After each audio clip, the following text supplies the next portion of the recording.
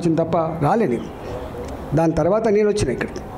నేను వచ్చిన తర్వాత మా వాళ్ళు చెప్పింది ఇప్పుడు ఎంత వచ్చినాయో నేను ఆ లోతులోకి పోను.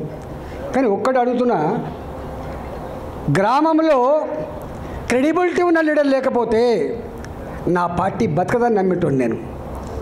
నా గ్రామంలో ఉన్న లీడర్, నా సర్పంచ్, నా వార్డు మెంబర్, నా ఎంపీటీసీ, నా గ్రామ కమిటీ అధ్యక్షుడు గొప్ప పేరుంటేనే నాకు ఓట్లు వస్తాయని చెప్పి నమ్మేటోడు నేను.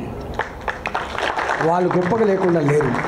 వీళ్ళు కొత్త సూత్రం పెడుతుండే ఒక్కొక్కడు అక్కడక్కడ లీడర్ను. ఎస్, ఈ దేశానికి ఇవాళ నరేంద్ర మోడీ దిక్కు అనేటువంటి భాష ఎందుకు వస్తుంది ఇవాళ దేశంలో? ఎందుకు వస్తుంది? దేశంలో నరేంద్ర మోడీ గారు అని చెప్పి ఎందుకంటారు ఇవాళ? ఎస్, ప్రజల హృదయాలను గెలుచుకున్నాడు కాబట్టి. కాశ్మీర్ నుంచి మొదలుపెట్టి కన్యాకుమారి వరకు వాళ్ళు ఏ భాష మాట్లాడినా, ఏ సంస్కృతులు ఉన్నా, ఏ రాష్ట్రంలో ఉన్నా ఇవాళ ఎందుకంటున్నారు ఆ మాట? ఎస్, నచ్చింది కాబట్టి అంటున్నారు. వ్యక్తి ఎదగకుండా, వ్యక్తికి గ్లామర్ లేకుండా, వ్యక్తులకు పతాలు లేకుండా పార్టీలు ఉండవనేటువంటి జ్ఞానం తప్పకుండా ఉండాలి. ఉంటుంది అది. తను నమ్ముకున్న నాయకుడు ఉంటాడు, క్యాడర్ అంటే పడిచచ్చే నాయకుడు ఉంటాడు, నాయకుడు అంటే పడిచచ్చే క్యాడర్ కూడా ఉంటుంది. బాబు, మీకు మానవ సంబంధాలు తెలుస్తాయి కదా, మీకేం సంబంధాలు ఉంటాయి? నీకు ఎక్కడ ఒకటి మీద వేసుకొని పోతుంది, మీరు మీద బాయ్ వేసుకొని పోతుంది, డ్రామా కంపెనీ లెక్క. కానీ మాది డ్రామా కంపెనీ కాదు, మాది హృదయాలు కలిసిన సంబంధాలు. మా హృదయాలు కలిసిన సంబంధాలు. నేను అనుకుంటా, నాతో వదిలిపెట్టి అమ్ముడుపోయిన సరుకుకు కూడా మన అంతరాత్మకు తెలుసు రాజేంద్రన్న క్రెడిబిలిటీ ఏందో. ద్రోహం చేసేవాడు కూడా అనుకుంటాడు నా అవసరానికి అమ్ముడుపోయినా కానీ రాజేంద్రనే గొప్ప అని కూడా అనుకుంటాడు వాడు. నేను నమ్ముతుంటాను. కాబట్టి నేను మీ ఒక్కటికే చెప్తున్నా, మీ ఆవేదన నాకు అర్థమైంది. మిమ్మల్ని అనాథ చేయాలని, మీ ఆత్మగౌరవాన్ని మట్ల కలపాలని, మీ రాజకీయ ఏ అవసరాలు అయితే ఉన్నాయో వాటిని అందించలేకుండా ఉంటా అనే నిస్సహాయత నాలో లేదనే మాట నీకు భలేమని చెప్తున్నాను. నాకు వస్తూ ఉన్నారు, మాకు ఉంటారు ఒక్కొక్కటి రాజకీయాలు అంటాడు. అరే, ఎప్పుడైనా గుర్తుపెట్టుకోండి, ధర్మం న్యాయం నమ్ముకున్నాను నేను మూడే నమ్ముకుంటాను.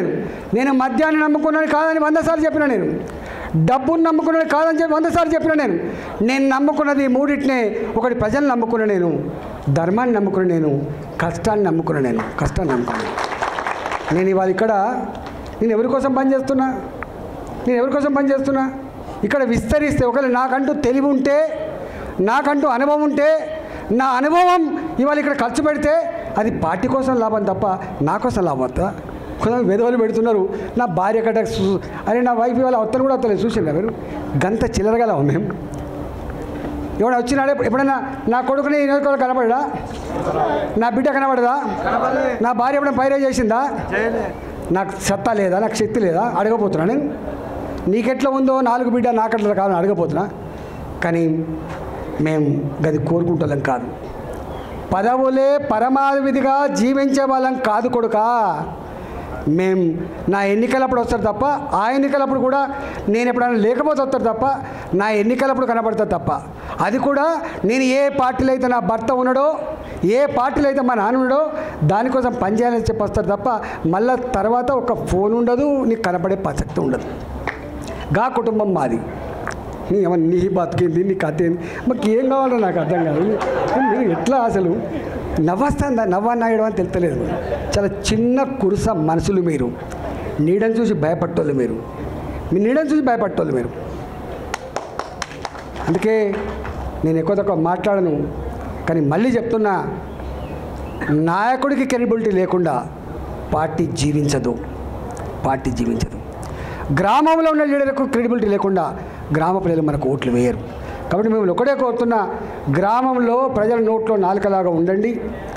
తప్పకుండా ప్రజలు ఆదరిస్తారు. కులం చూడరు వాళ్ళు, గుర్తుపెట్టుకోండి. నేను కలర్ చూసినా కూడా చెప్తున్నా, ఒక ఊరిలో కులం 5 ఓట్లే ఉంటాయి, కానీ ఆయన ప్రజల మనిషి అయినప్పుడు గొప్ప గెలిపిస్తారు. కులం, మతం, వర్గం ఎప్పుడు చూడరు. ఈ బిడ్డడు మంచోడా కాదా, ఈ బిడ్డడు పనిమంతుడా కాదా చూస్తారు తప్ప వేరే ఉండదు, ఆస్కారం లేదు. కాబట్టి మీరు ఎక్కడ కూడా కొత్త వాళ్ళు పాత వాళ్ళనే భావన పెట్టకండిగా. కొత్త వాళ్ళు పాత వాళ్ళనే భావన పెట్టకండి. ఒకటే భావన పెట్టండి. మనం ఉన్న దాంట్లో మనం మళ్ళీ గుర్తించి ఇస్తారని భావిస్తున్నాం. అదర్వైజ్ తప్పకుండా గ్రామాన నేను మళ్ళీ చెప్తున్నా, వార్డు మెంబర్ నుంచి మొదలుపెట్టి సర్పంచ్ వరకు, ఎంపీటీసీ నుంచి మొదలుపెట్టి ఎంపీపీ వరకు, జడ్పీటీసీ నుంచి మొదలుపెట్టి జిల్లా పరిషత్ చైర్మన్ వరకు, ఇలా కౌన్సిలర్ నుంచి మొదలుపెట్టి మా మున్సిపల్ చైర్మన్ వరకు ప్రజల ఆశీర్వాదం ఉంటే గెలుస్తామని నమ్మకం ఉంది. నాకు అహంకారం లేదు. వాళ్ళు ఆశీర్వదిస్తారని కనుక భావిస్తే తప్పకుండా పెట్టుకుందాం, మనం గెలుచుకుందాం. సర్పంచ్కి ఏ బీఫామ్ అక్కర్లేదు, ఎవరి దాదాక్షణ అక్కర్లేదు, గుర్తుపెట్టుకోండి. అక్కడున్న వాటికి ఏందో తెలుసుకుందాం. కాబట్టి మీరు బెంగటిలకండి, మీరు ఎక్కువ మాట్లాడకండి, ఎవరిని తులనాడకండి. వీడుకోవట్టా వాడుకోవట్టా వీడు ఇట్లా ఏం చేస్తాం కోవట్ ఎన్ని చూస్తే మనం. మీ కోవట్లు కిందనే ఉండరు బిడ్డ. తెలంగాణ ఉద్యమంలో 26 మంది ఎమ్మెల్యేలు గెలిచినాం మేము. యాదుకుందా? తెలంగాణ ఉద్యమంలో 26 మంది ఎమ్మెల్యేలు గెలిచినాం. 10 మందిని కోవట్ చేసుకొని పోయి రాజశేఖర రెడ్డి. కోవట్ల వ్యవస్థ రాజకీయాలకే పరిమితం కాలే. కోట్ల వ్యవస్థ అన్ని రంగాల్లో ఉండే దాని ఫలితం మీద చూసింది. కాబట్టి కోట్ల గురించి బాధపడకండి. ఇవాళ నీ లక్ష్యం నెరవేర్చడానికి నువ్వు గొప్ప ఐక్యంగా ముందుకు పోవాలని చెప్పి నేను కోరుతా ఉన్నా. డెఫినెట్గా నేను మళ్ళీ చెప్తున్నా, నాకు స్థానిక సంస్థల ఎన్నికలు లేవు, ఉంటే హుజురాబాద్ మాత్రమే. ఖచ్చితంగా వస్తా, మీ గెలుపు కోసం నేను ఉంటా. ఫలితం హుజురాబాద్ ప్రజల ఇష్టం.